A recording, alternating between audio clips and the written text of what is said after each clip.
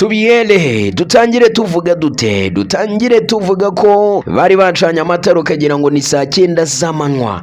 Tuvuge ko bwa bwatsi Ferwafa imaze iminsi itera iruhande rwa stade y'ukwapera cyangwa se umwapere nkuko dusanzwe tubivuga. Tuvuge ko buriya bwatsi bwari budasanzwe. Tuvuge ko imyiteguro igeze kure yo kwakira imikino tuzababwira mu minsi iri imbere. Dutangirire hehe? Dutangire tubabwira ko Kenisi yari yavuze ko agomba guhana ikipe ya APR ayikubise ibitego 4-0. Reka dutangire tuvuga ko uyu ari umukino dufata nka derby y'umujyi wa Kigali. Tukavuga ko ari umukino washyizwemo imbaraga nyinshi ku ruhande rw'ikipe ya Gasogi. Bitewe na perezida w'ikipe amagambo aba yavuze, umushahara ndavuga gahimbaza musiki aba yashyiriyeho bamwe mu bakinnyi bakinira iyi kipe ya Gasogi, cyangwa tuvuge ko bamwe mu bakinnyi baba bashaka kwigaragaza cyane kugira ngo aya makipe makuru ayigende abona bamwe mu bakinnyi. Reka twivugire ikipe ya Gasogi United yinjiye mu mukino neza, izi neza ka APR FC ifite abakinnyi bafite tekinike ndetse n'ubunararibonye, icyo twita experience. Tongere tugaruke ku mutoza kandi utoza ikipe ya APR afite uburyo bwo kugarira neza hagati mu kibuga, agakora icyitwa low block, akuraho icyuho cy'abakinnyi ba APR FC bakunze kugenda bica icyo twita rain breaking passes. Abantu bakunda kumenya iby'umupira iyo ndi kubivuga baba bari kunyumva neza cyane. Hanyuma rero Gasogi, iyi kipe yibarizwa Gasogi hariya mu mujyi wa Kigali, ntiyigeze ihubuka, yatangiye gake gake, yategereje ko ikipe ya APR FC inanirwa gusatira maze ikoresha imbaraga z'abakinnyi bayo. Hanyuma babakinnyi twita aba counter attacks, babandi baba bafite umuvuduko wo ku rwego rwo hejuru. Abo bakinnyi rero nibo yakoresheje, dore ko igice cya mbere cyo cyarangiye ari ubusa ku busa, ariko byagaragaye ko ikipe ya APR FC ifite ikibazo cyo kwinjira mu bwugarizi bwa Gasogi bwari buyobowe n'abakinnyi nka Nizeyimana Milafa. Aba bakinnyi bari banze neza ko ikipe ya APR FC isatira mu gice kibarizwamo intsinzi cyangwa se mu gice ishobora kubonamo igitego. Ntabwo turi buhatinde cyane, ahubwo reka tugere ku munota wa 51 w'umukino, ari nabwo amateka yahindutse, aribwo witwa Ebenezer Niyigena yafashe umupira uva ku burangare bw'ubugarizi bwa APR FC, hanyuma arangije aboneza mu rucundura rwari rurinzwe na Paver Nzira. Iki gitego rero nicyo cyabaye itandukaniro leta ritandukanya amakipe yombi. Hanyuma APR FC rero nubwo yagerageje gusimbura igenda izanamo abakinnyi bashya mu gice cya kabiri, yahuye n'urukuta rwa Gasogi United rukomeye cyane. Rwa rukuta tuvuga ko rwubatswe n'abanyamisiri, hanyuma iburaho imenera, birangira ikipe ya APR FC itsinzwe igitego 1-0.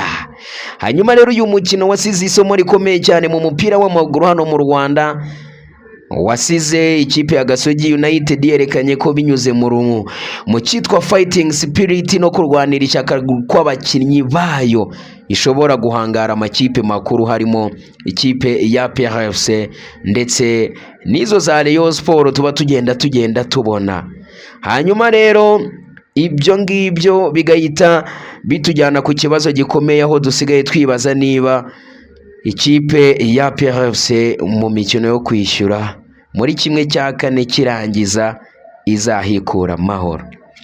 Ibi rero byahise biganisha ku bushongore n'ubukaka bw'abafana b'ikipe ya Rayon Sport. Baravuga bati ikipe ya Gasogi hubwo ikubise ikipe ya APR ibitego bike cyane, twebwe twumvaga ko igomba byibura kuyitsinda ibitego 4 nk'uko uwitwa Kenisi yari yabivuze.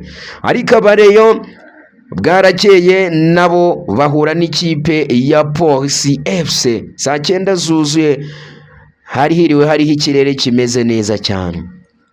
ni umukino rero n'ubundi wa kimwe cya kane kirangiza cy'igikombe cy'amahoro wabaye ku munsi w'ejo ku wa kane, warangiye rero aya makipe anganyije cyangwa se aguye miswi.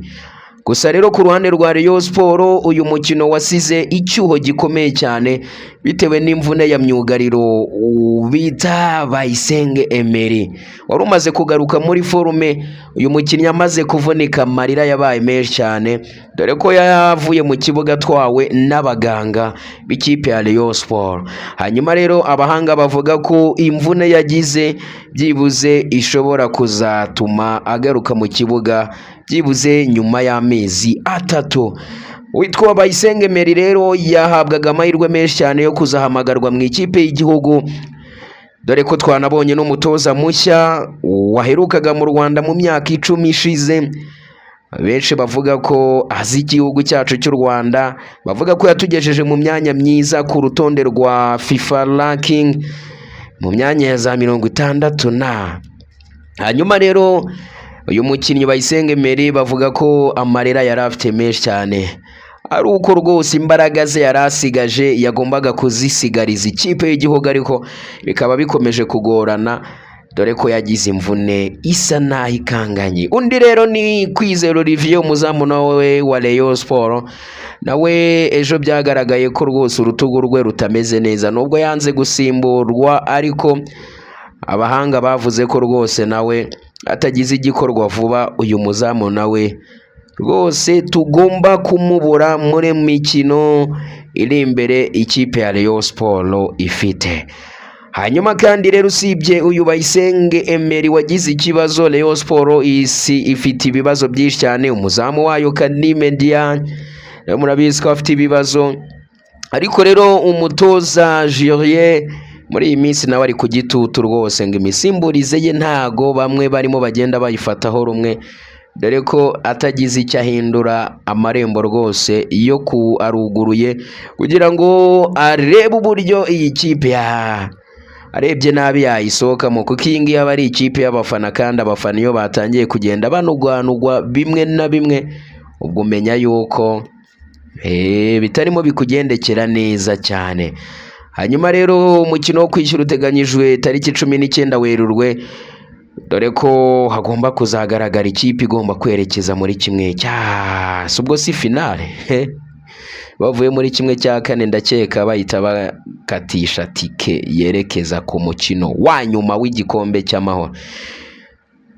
Niba hari ibindi tugomba kuzamenya bigendanye n'izi mvune z'aba bakinnyi, nabyo tugomba kugenda tubakorera ubushakashatsi tugatunga ito muri aya makipe, ariko by'umwihariko nk'ikipe ya Rayon Sport izi mvune ziba zigomba kwibasha uko byagenda kose, ntabwo ari ibintu biba bigomba korohera ikipe nka Rayon Sport. Ariko nanone ntitwabura guha indabo uwitwa Falenganye wagaragaje rwose imbaraga nyinshi cyane ku mukino w'ejo, yagaragaje ko rwose ikipe ya Rayon Sport ayifitiye umwenda kandi agomba kwishyura. Ejo rero mwarabibonye ko rwose yasatiraga neza, nubwo bitaje kumuhira ngo abone igitego, ariko byibuze yatweretse ishusho yuko rwose arimo agenda agaruka muri forme. Hanyuma ibindi rero byagaragaye mu mukino w'ejo, hari nk'ikarita itukura yabonetse witwa Kirongozi Richard wa Police FC, yawe ikarita itukura rero bivuze ko atazagaragara mu mukino wo kwishyura uzaba ku tariki 19 Werurwe. Hanyuma kandi rero ikindi wamenya ku mukino wabaye ejo nuko ikipe ya Rayon Sport irimo irasabwa amafaranga menshi, iri gusabwa amafaranga menshi yo guhemba abakinnyi bayo kugira ngo ikomeze iri muri forume muri shampiyona ndetse no muri Peace Cup. Bitabaye ibyo ngibyo kwa kwivumbura kw'abakinnyi bishobora kongera kugaruka. Hanyuma rero witwa Ubedi Uwumuki, uriya mutipe w'Inyanza wacu kweri Uwumukiza Ubedi, mwarabibonye rero ko ejo nawe imbaraga zirimo ziraza ubwo yatangiye kubanza mu kibuga, birimo biragenda bitwereka ko rwose umunyenyanza hariya rwose aho Rayon Sport ivuka nawe agomba kugaragaza byinshi cyane. Umwe mu bakinnyi baciye kure si Nyanza, ndamwibuka rwose kuko yigaga imbere yanjye aho nk'umwaka inyuma yanjye ni muto cyane yize inyuma yanjye kure si Nyanza aho umwaka umwe, nigaga mu wa kane niga mu wa gatatu Trokome, ariko yari umukinnyi mwiza cyane rwose. Yaciye kwambungira hariya mu Bihisi, yari akinnye rwose, yavuye yerekeza rero muri Mukura Victory Sport abifashijwemo n'uwitwa Gatera Edmond. Nkeka ko no kwerekeza muri Rayon Sport yabigizemo uruhare. Hanyuma rero dukomeze kandi tunamwifurize intsinzi y'umuhungu wacu rwose Obed, we wacu Nyanza aho Rayon Sport ivuka. Hanyuma rero mbashishikarize nyabunica no gukomeza kuyikuza, mukomeze mukore subscribe, like, share, muyiga sharing kano gacano nakanya abanyarwanda mukageze kure cyane. Nitwa Mupenzi Ntayoberana, umusare mwiza cyane. Iyi ni Ntayoberana Presents, ni wa muyoboro wanyu mugari munyuzaho ibitekerezo byanyu uko mubishatse, bashaka kuduha inyunganizi, ibitekerezo, kwamamaza, kuduha ubuhamya cyangwa se bashaka kuduha inkuru. Hari nimero tuba twashyize muri bio yacu mu munsi gatoya muri description, hanyuma mukaduhamagara cyangwa mukatwandikira kuri WhatsApp. Mana y'amahoro rero ibaha umugisha, tuzongera ku munsi w'ejo muri weekend tubabwira ibigezweho. Mana y'amahoro ibarinde kandi ibaha umugisha. Nitwa Mupenzi Ntayoberana, umusare mwiza.